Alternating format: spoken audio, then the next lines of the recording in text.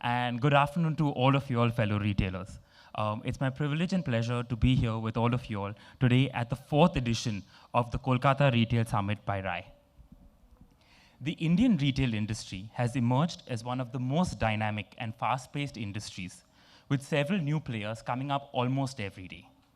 It accounts for over 10% of our country's GDP, around 8% of its employment, and India is also the world's 5th largest global destination in the retail space. It has ranked 63 in the World Bank's Ease of Doing Business rankings in 2020. So clearly, India is where all the action is at, and we should be proud that we are part of the Indian retail industry.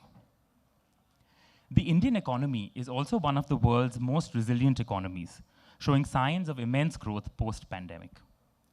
While the rest of the world is facing a looming recession, India is one of the few economies which is showing continuous growth driven by continuous consumption. This is further fueled by the purchasing power of Indians, which has continuously led to their increasing demand. We are observing that consumption growth is back to positive after the 2-year COVID pause. And a large part of this has been driven by socio-economic developments and an enabling environment characterized partially by the growth of e-commerce platforms and by the enabling policy changes that the government of India has implemented over the past decade. India's consumption, like I said, has been growing steadily, and a strong double-digit growth despite the pandemic has proved to all of us that the retail sector in India has bounced back. And if I quote some numbers from the Retailers Association of India results that were posted a few months ago, post-pandemic, Indian retail saw tremendous recovery.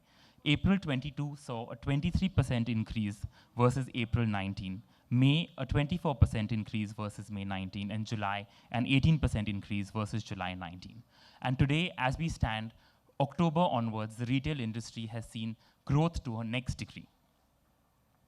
As per a research report by A.T. Kearney, India's retail industry is projected to grow at 9% from 2019 to 2030, from $779 billion in 2019 to $1,407 billion in 2026. Revenue of India's offline retailers, commonly called brick-and-mortar retailers, is expected to increase by 10 to 12,000 crores over the next 2 years. And India's direct selling industry is valued at way more than $2.5 billion. Overall, the Indian retail industry is expected to grow at 9 to 10% annually to reach over $2 trillion by 2032. So India's retail trade is only getting bigger and bigger as the per capita income rises and urbanization increases. The space is slowly maturing as players find their feet and home in their own niche markets after having experimented with different value formats and different propositions as well. It is predicted that the next decade, for example, will see retailers double their focus on footprint, both offline and online, and this is what is going to lead to future growth. While there are multiple opportunities for Indian retailers, action needs to be taken across multiple fronts in order to achieve sustainable and profitable growth. The first step in that direction is to recognize that currently there is an interplay of several factors that are likely to shape the contours of retail in India. A buoyant and thriving industry, retail in India is unique. What makes it distinctive is the diverse consumer tastes and preferences in every part of India. Be it food or apparel, the different ethnicities and cultures of the country impact consumer behavior largely. Therefore, Indian retail is not about a one-size-fits-all approach, as is the case of homogeneous preferences in other evolved economies. India is a microcosm of many smaller Indias, and the consumer in every part of the country, or in fact, not just the country, but even in different parts of the same city or town, have very distinct needs and preferences. And as retailers, all of us that operate across a city, a state, or a country, we must be cognizant of catering to those specific needs of consumers. The consuming classes are the strength of Indian retail, and as the consumer is evolving, retailers are also diversifying. Evolved Indian consumers are at ease when they are buying from brick-and-mortar retailers as well as from online players. So there is a need to strengthen omni-channel retailing. This was further fueled by the pandemic, which saw an unanticipated row of changes in consumer mindsets and behaviors. Adaptation and adoption of technology became the need of the hour, and unknowingly, this tipped many sectors, both of retail and across the value chain, onto a path of growth. Every retailer, big or small, had to catch up and digitize operations in no time. In the year 2020, after the first wave, online sales witnessed a huge surge in numbers, coming from pent-up demand. With more consumers now spending time indoors, categories such as air conditioners, refrigerators, laptops, work from home equipment, desktops, food deliveries, essentials, all touched a whopping high. Then, as we opened up and the world went back to normal, we saw a high degree of revenge buying. And today, 2 years post the pandemic, the preference of consumers to shop through multiple channels has stayed. The new Indian consumer also has a high expectation of local shopping experiences. And so therefore, the environment that we provide customers to shop needs to imbibe this local desire or need of the customers. Further, online sales have been gaining prominence, not only fueled by the pandemic-related surge in demand, but also the country's expanding internet penetration. Moreover, the consumer's heightened digital awareness and embracing of the convenience of delivery are also escalating the switch to online shopping. For an example, over the next few years, it is expected that more than 25% of the growth in organized grocery retail will come purely from e-commerce. One other topic that's not been touched upon so far by Kumar or Biju or is this whole focus on sustainability and ESG. And I think that is something that the Indian retail industry has a huge thing that it can do. Especially with these COP27 discussions that are happening, I think it becomes very important for all of us to play our part in sustainability. I'll just talk a little bit about this. So like the retail industry acts as a direct link between producers and consumers, and it uniquely impacts the entire value chain. So therefore, any sustainable practices that we adopt can actually have a significant impact on what the country or what we as an industry do.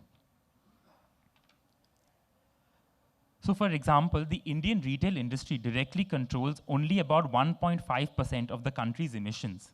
But retailers can leverage their role in the value chain to influence an additional 26.5% of India's net zero targets. With India targeting a reduction of about 45% in carbon intensity of emissions by 2030, which is equivalent to about 1 gigaton GHG of emissions, India's retail industry can potentially contribute a reduction of 0.28 gigaton. And so we as the retail industry need to all pledge our commitment towards adopting sustainable practices, which will ensure a sustainable future for the generations to come. With that, I'm extremely excited that after the pandemic, we are all here finally and physically to discuss and debate the retail industry. Today's discussions will focus on a plethora of areas of importance, not just for the Indian retail sector, but for the Eastern Indian retail sector, which is a part of the country that is growing immensely. It's immensely diverse, competitive, hungry for growth, and poised to succeed.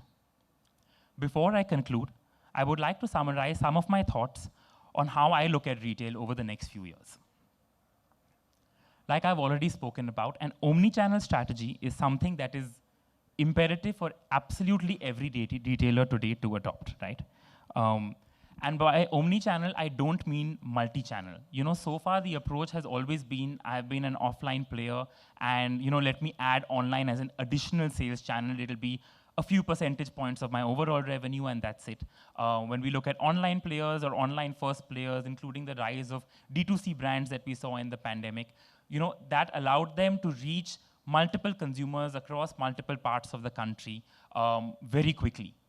But even they realized that at some level to grow to scale and to really experience what India, and I put that in quotes, what India really is, they have to adopt an omni-channel strategy where they could be online first, but needs to have a very strong physical presence as well.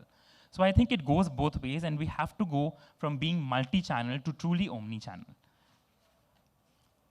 The other thing that I think is important, and I spoke about, is, to really understand the diverse profiles of the ever-growing consuming class of India. And consumers today expect instant responses to their needs, right? And so therefore, and Kumar touched upon this earlier when he spoke about PAFE, right, is really, we need to use disruptive and innovative solutions and technology to render these services to the customers. So we need to not just cater to diverse consumers, but diverse needs of the same consumer. And that same consumer today wants to have that option of shopping with you absolutely whenever and however they want, right? Everything is available to them at the click of a button, literally. So you have to cater to that need to be able to sustain your demand and to grow your business. Which brings me to my third point, that the Indian consumer is not starved for choice. For every purchase, they have many options available to them. They are also more aware of their requirements, more well-researched than any consumer in the past has ever been. And they are not shy of demanding what they want. Hence, the onus is on us as retailers to truly deliver exceptional customer service and customer experience, because that is really what will set us apart. Today, brand loyalty, as we defined it back in the day or even a decade ago, is very, very different. Today, there is no loyalty as such. It is really about what is convenient to that consumer, and that is what that consumer is going to do at that moment in time. And therefore, the only way to differentiate yourself is through customer experience. I think the next thing that I would like to talk about, and I'll just talk 2 sentences on this, is, and we saw this with the pandemic as well, is retail organizations need to have extreme agility and innovation at their core. They have to be able to adapt not just to changing environments within their competition or the competitive landscape, but also the changing environment in the external space, right? And so we need to therefore rethink our strategies that focus on future. And my last point, I think, is the support that we have received, not just from the government of India, but from the government of the different states in really nurturing retail as an industry, I think is immense. And without that, the success of retail in India and its buoyancy, its resilience to issues such as the pandemic would not have been possible. So it's really been a 360 effort from the point of view of the government, and I think that's one thing that I would really want to appreciate and put on record.